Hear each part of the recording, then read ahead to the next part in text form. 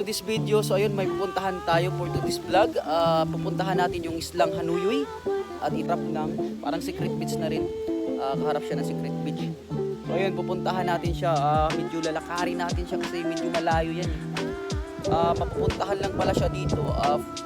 Low tide yung ano niya, low tide yung dagat. Mapupuntahan nyo siya. Pero pag high tide siya, tapos papupuntahan nyo siya, is nakabangka kayo. Ngayon is pupuntahan natin, naglalakad lang tayo papunta doon. So ayun mga kalagbay, so ipapakita ko sa inyo yung aerial shot natin doon. At alams na kung anong masasabi nyo doon sa island na yun. Okay mga kalagbay, so let's proceed, let's go. Hey, hey, hey, how wonderful, how wonderful would it be? Yeah, yeah. So yun mga kalakbay, so start na tayo maglakad papunta doon. Kasi low tide pa, yun makikita nyo low tide. Yan, pag high tide yan, ako hindi natin yan pupuntahan mga kalakbay. Okay, let's proceed na tayo sa island na yan. At ipapakita natin yung buong island na yan. At ipapakita ko yung view na kung gaano kaganda yung area dito. What's it?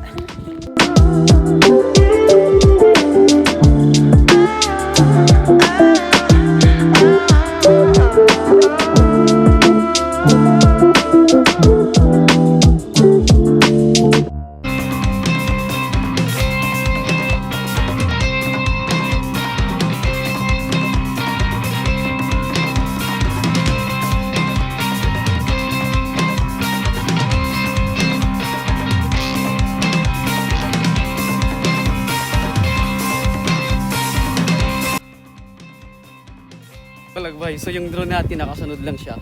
Siya yung nagbibideo sa atin sa likod. Right! Ito na yung tamang pag-vlog.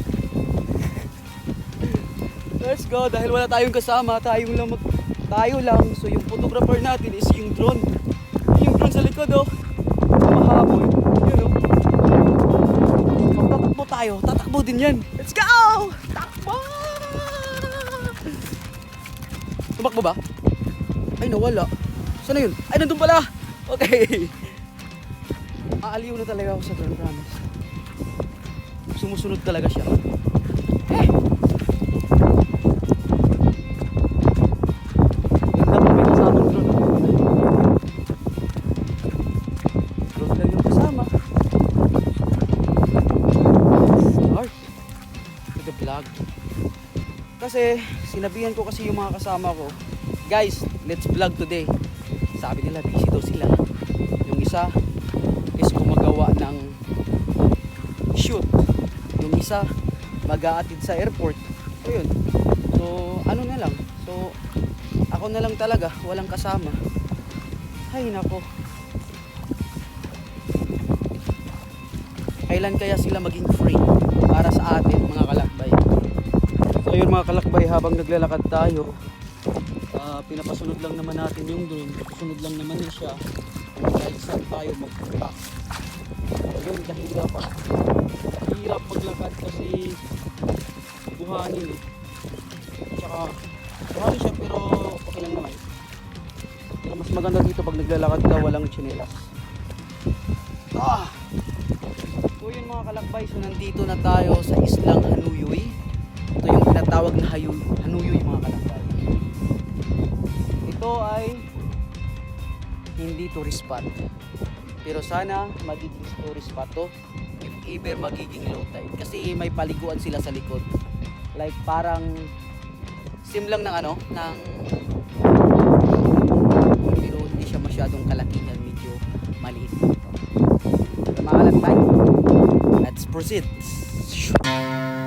Babanam kiwalam, Babanam kiwalam, Babanam kiwalam, Babanam kiwalam, Babanam kiwalam, Babanam kiwalam, Babanam kiwalam, Babanam kiwalam, Babanam kiwalam, Babanam